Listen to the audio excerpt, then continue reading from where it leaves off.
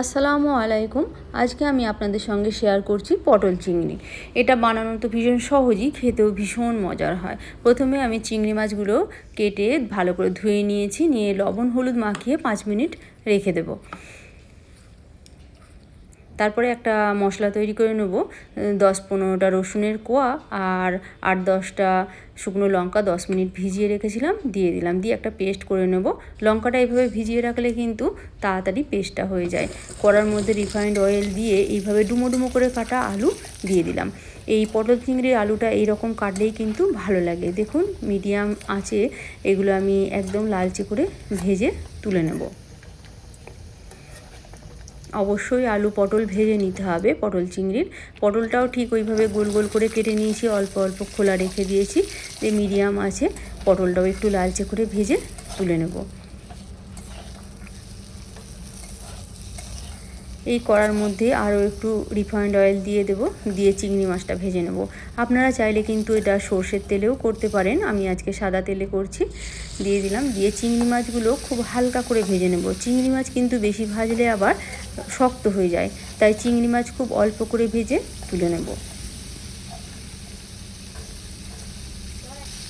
ওই তেলের মধ্যে দিয়ে দিলাম গোটা তেজপাতা আর দারুচিনির 2টো স্টিক আর গোটা জিরে দিয়ে একটু ভেজে দিয়ে দিলাম 2টো মিডিয়াম সাইজের পেঁয়াজ কুচি দিয়ে পেঁয়াজটা একটু লালচে করে ভেজে নেব।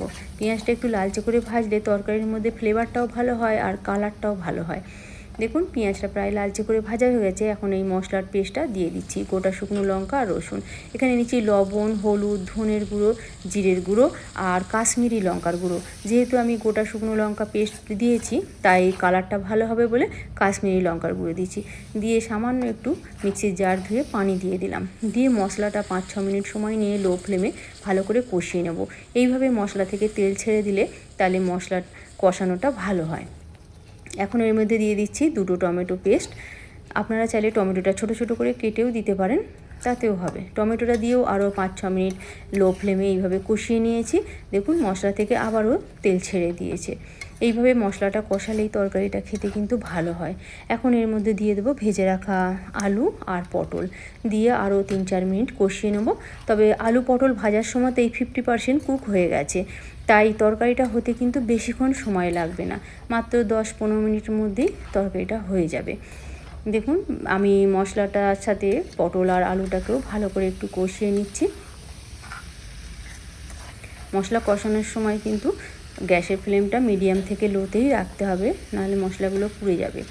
এইভাবে কষিয়ে নিয়ে শুকনো শুকনো করে এর মধ্যে দিয়ে দেবো পরিমাণ মতো পানি।